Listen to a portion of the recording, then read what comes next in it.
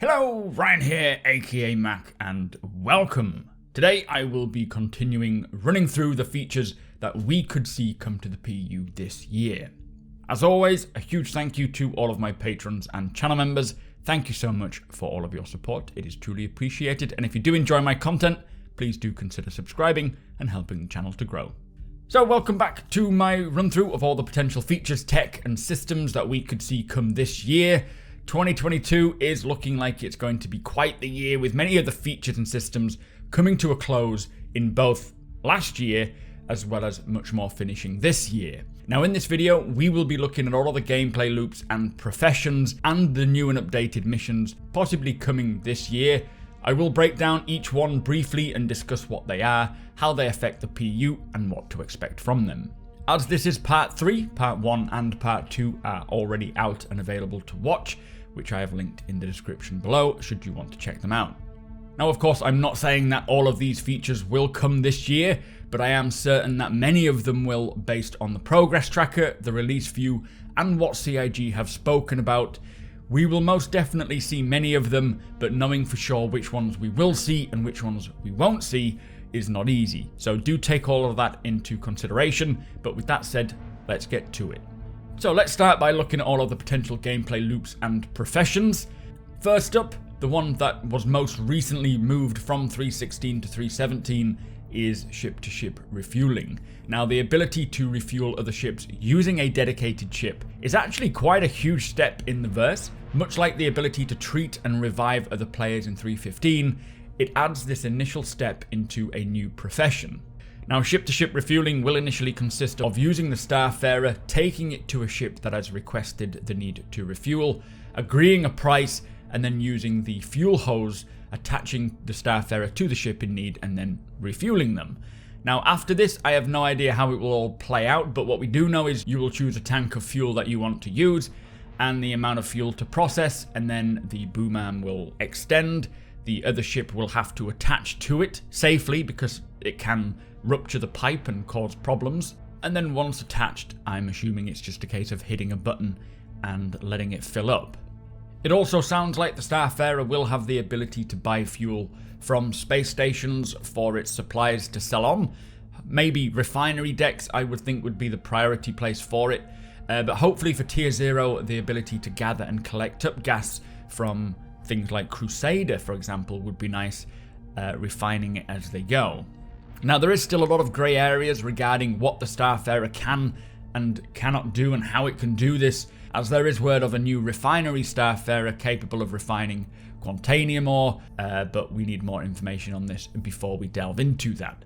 So all of you Starfarer owners, your time has finally arrived, and I'm quite confident that this ship-to-ship refueling will come in 3.17, so by the end of March, as it was initially slated for 3.16. Next up, passenger transport will be finally making its way in 2022 with its initial step. For 3.17 again, CIG are planning to bring missions requiring players to transport NPC civilians from one space station to another, so kind of acting like a taxi service. So when I said initial step, I meant it. This is not a full-scale transportation or Starliner commercial flights. It is a single NPC boarding your ship on one space station and then having you fly them to a different space station where they will disembark.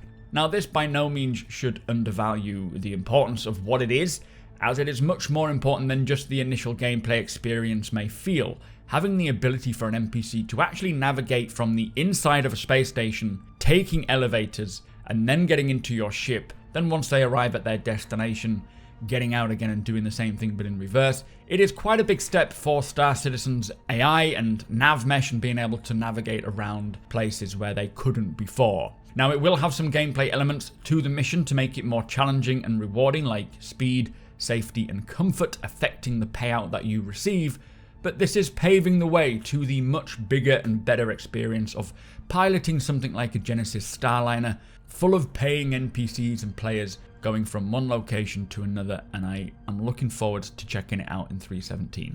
So cargo hauling, one continuously evolving gameplay loop which the cargo refactor will help to redefine. Now, cargo hauling in Star Citizen is probably one of the oldest and most sought after professions. which has seen major fluctuations in its ability to either be profitable or devastatingly bankrupting. Now these results are usually down to 3 factors: 30Ks, which are slowly becoming a thing of the past, well, less serious anyway, the lacking economy, and the cargo refactor, the latter of which is now expected to arrive in the second patch of the year, being Alpha 3.18, so alongside the dedicated cargo hauler, the Hull C. Now I 100% expect this year to be the year for expanding the cargo and hauling profession in a big way. How it will expand is yet to be seen, but if I were to guess, which is all it is, just a guess, I would expect to see more missions requiring larger amounts of cargo to be delivered, wait times for cargo to be loaded and unloaded, and as we have heard with persistent hangars, having a location where any personally purchased cargo will be delivered for players to have to physically take in from a freight elevator and then load it by hand or tractor beam onto their ships. Now over time, maybe this year as well, we will see other methods to maybe expedite the process somewhat, but it'll be a big deal on the hauling front, and that dream many of us have had of being a long distance space trucker will slowly start to come true. So another gameplay loop to come in 2022 is hacking. Now when we first heard about the plans for how hacking will work, my first thoughts were that this will be more of a mini game, but now after hearing the latest plans, it is actually going to be something more of a profession that is skill based and allows people to advance their sort of namesake, I guess.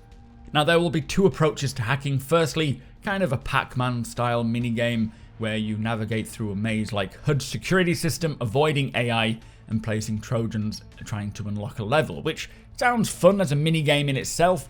I am looking forward to taking part in that, but what I was very pleased to hear about is where players will be able to learn and use command prompts to speed up the process greatly. Now this means for players who are particularly interested or just really good at applying these commands, they will excel at hacking, potentially making more of a name for themselves as the go-to hacker and thus being able to charge more for their handiwork.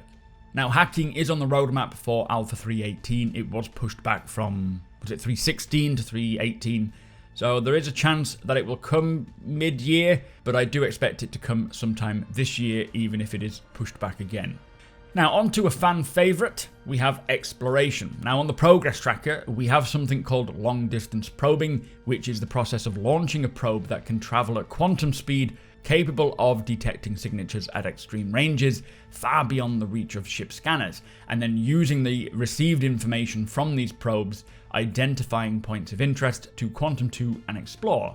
Now the work on this is from the Systemic Services and Tools team, so not the functioning gameplay, but the tech to allow it to happen. But I'm really interested to see if this feature evolves into gameplay in 2022, as exploration does not require new star systems to work, just points of interest hidden deep in space or planetside somewhere where people can scan, send out a probe, stumble upon, that kind of thing. It could be derelicts, it could be missing ships, it could be space stations, it could be anything planetside. It doesn't have to be a brand new jump point with a brand new system. So although exploration is more of a hopeful 2022 feature, I'm still a bit skeptical that we will see it, but I wanted to mention it because there is plenty of things that CIG can do with what we have even in Stanton to make exploration interesting. Now one profession that I certainly do expect we will see in 2022, and maybe early on in 2022, is ship refining. Now we have heard CIG talking recently about having a ship capable of taking onboard saddlebags from ships like the Prospector or the Mole, and then refining the goods right there on the ship, spitting them out to be taken and sold.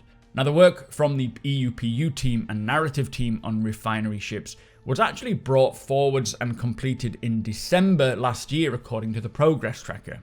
So I am fully expecting in the first quarter to see a new refinery ship with similar capabilities that a space station refinery has, so making a living flying around, meeting up with miners and negotiating a price to refine their ores. So in an upcoming video talking about ship systems and ships in general for 2022, I talk about things like life support systems, physicalizing the shield emitters, and so on and so forth. If this does come along in 2022, then this will expand the potential need for an engineer, having a member of the crew on board responsible for maintaining the life support systems and shields perhaps. Maybe I'm jumping a little ahead here, as this stuff will probably be shared across all of the crew members rather than just having to hire one guy to sit around waiting for the slight potential that something might need doing. But I am personally thinking the moment we get a single physical component in a ship that is interactable, then that is the starting point of the engineer profession. And I do feel like a life support system would be something that is good to maintain, but there is a potential that we won't see any physical components this year, but I am hopeful that these physical shield emitters will at least come along. Now, another feature that is slated to come into 3.17 that will really open up the door for making good money on top of running missions is the ability to sell items back to shops.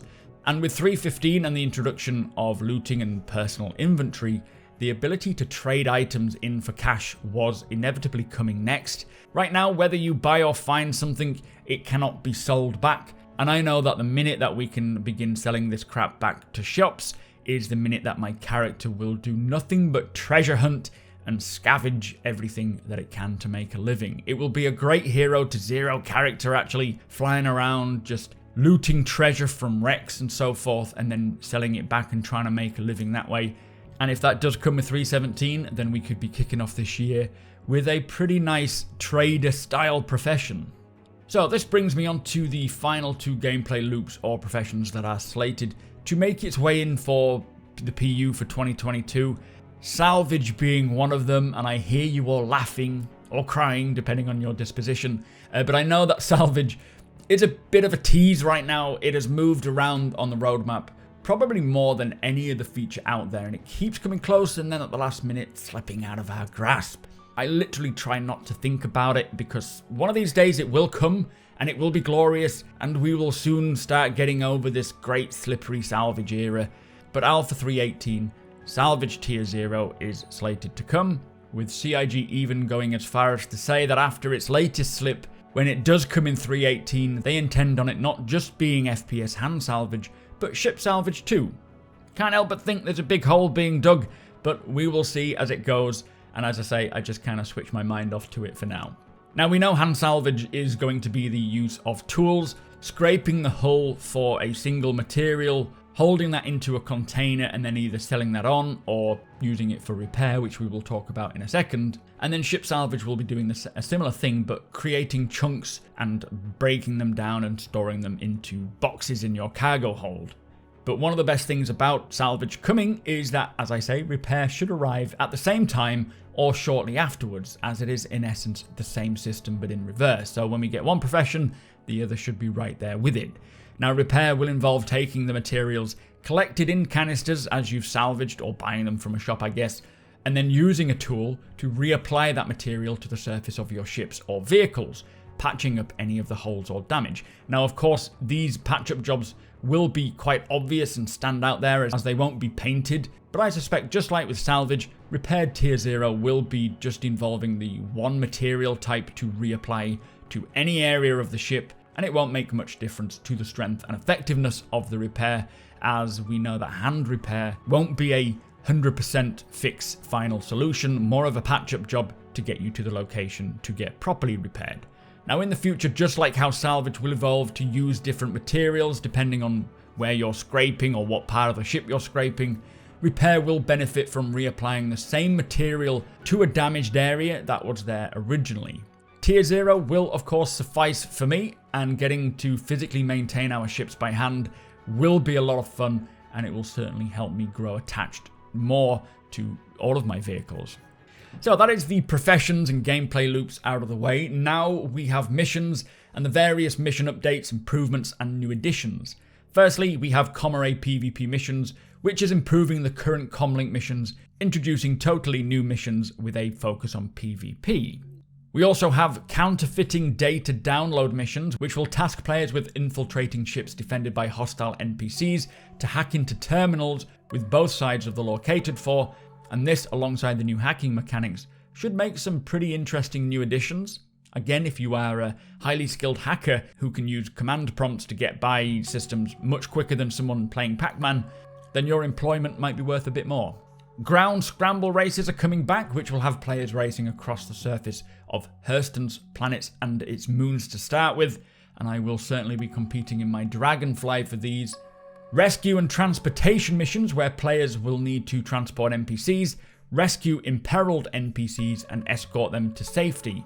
We have seen this in the NPC mission that is coming hopefully with 3.17, where you've got to take them from one space station to another, but this will also have you rescuing NPCs maybe in a cave or in the 890 jump mission. And finally, I suspect we will see many more missions hooked up into the Reputation app, with gating and offering many more options throughout 2022 on what to do.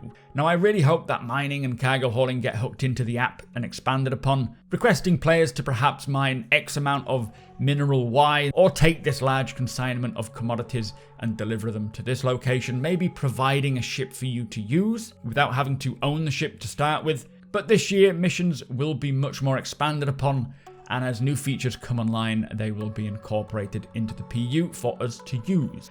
So, that is part 3. That is all of the work going on for the gameplay loops, professions, and missions that we could see come to the verse this year. Now, these new systems and mission updates will be the bread and butter of the verse, providing endless gameplay and really shaping the verse for us all. But with that said, the next part 4, I think is going to be looking at the ship systems and new ships that could be coming this year. So if that sounds of interest to you and you do enjoy my videos, please do consider subscribing and helping the channel to grow. Also, come and hang out over at twitch.tv/SuperMacBrother if I get this video done in time. I might even be live right now. Hit the thumbs up if you don't mind. It does the channel a big favor, and tick that notification bell if you would like to be notified when my videos go live. Again, huge thank you to my patrons and channel members. Thank you all for your support. Thank you for watching, and I'll see you in the next one.